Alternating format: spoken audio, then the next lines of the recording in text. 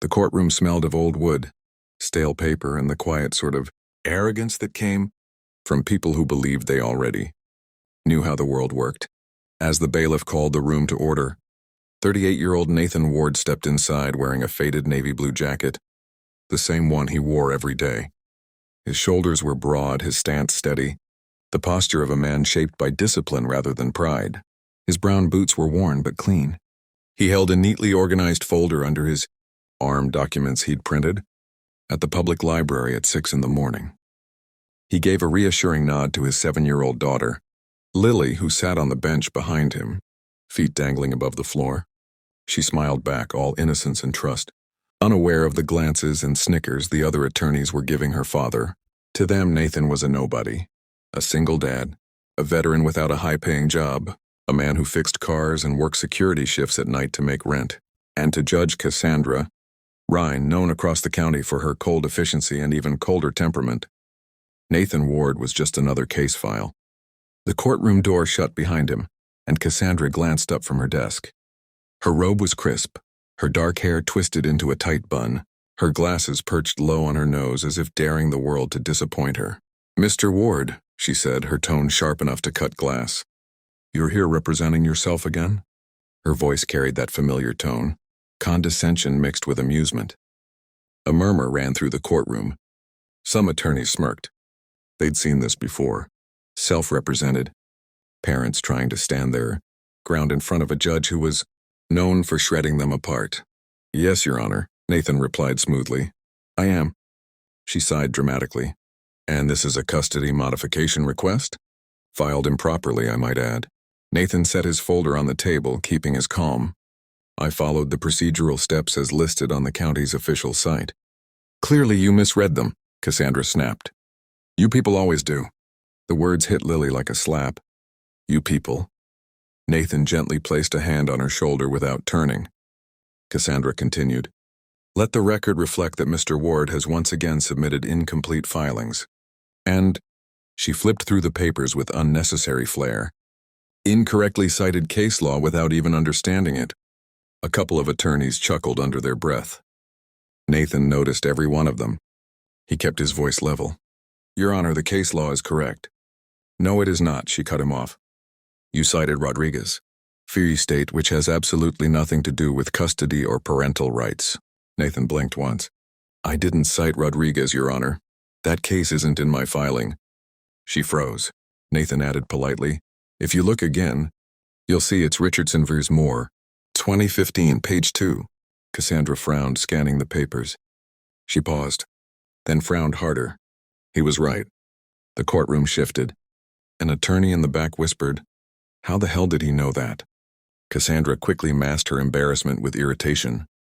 "Fine, even so, your formatting is wrong." "My formatting follows the county's 2019 revisions," Nathan replied, "which your clerk has not updated on the templates." The courtroom fell dead silent. Cassandra's lips parted slightly. Nobody spoke to her like that, especially not some single dad wearing cheap shoes. She leaned back, narrowing her eyes. "Mr. Ward, are you attempting to lecture this court?" "No, Your Honor," he said calmly, simply clarifying. Her irritation sharpened. "You know, representing yourself is not the same as knowing the law. This is why real attorneys exist." Lily shrank a little. Nathan didn't flinch. One of the attorneys, a smug, overpaid man, whispered loudly, "He probably learned law from YouTube." Cassandra smirked. "That sounds about right." Nathan released a quiet breath. "Your Honor, may I proceed?" "You may try," she said, making it sound like a challenge. Nathan opened his folder. His voice was steady, precise. "The modification request is based on substantial change of circumstances. My ex-wife's relocation. Under California Family Code, paragraph 3020 and paragraph 3040. Cassandra interrupted again. "Mr. Ward, quoting random statutes you found online does not make you competent." His jaw tightened, but he stayed controlled. "These statutes were part of my former practice." She laughed. The entire courtroom stared. "Your former what?" she mocked. Nathan looked up for the first time, really looked at her. And in that moment, his presence shifted. The room felt suddenly small. "My former practice," he repeated. "I was an attorney. 10 years. Cassandra froze in place. The attorneys in the gallery stiffened. Someone whispered, shocked, "No way." Lily sat up straighter, her proud smile growing. Nathan continued, his voice still calm. Graduate of Stanford Law, former senior defense attorney, served 15 years, including pro bono for veterans. I left the profession after returning from overseas. I didn't update my license because my daughter needed full-time care when her mother left. Cassandra's pen slipped from her fingers. Every eye in the courtroom was suddenly pinned on him. He didn't raise his voice, didn't brag, didn't gloat. He simply stated the truth, quiet, steady, commanding. I stopped practicing law to be a full-time father, Nathan finished. But I still remember how to read case law. Cassandra's face drained of color. She stared at him as though seeing him for the first time. Nathan gently handed her a second document. This is the correct modification packet. Completed, formatted under pre-2020 guidelines, since your office hasn't updated forms and accompanied by supporting case law, I personally summarized. He paused. Would you like me to walk you through it, Your Honor? The courtroom erupted in whispers. Cassandra cleared her throat, trying and failing to regain composure. That won't be necessary. Of course, Nathan replied. She took the packet with visibly shaking hands. She didn't meet his eyes. As she read, her frown softened. Her brows lifted, her lips parted slightly. Every page she turned made her look more unsettled. Because every argument was flawless, finally she whispered, almost to herself. This is exceptionally done. Nathan said nothing. Cassandra looked at him again, this time without arrogance, without superiority, without mockery.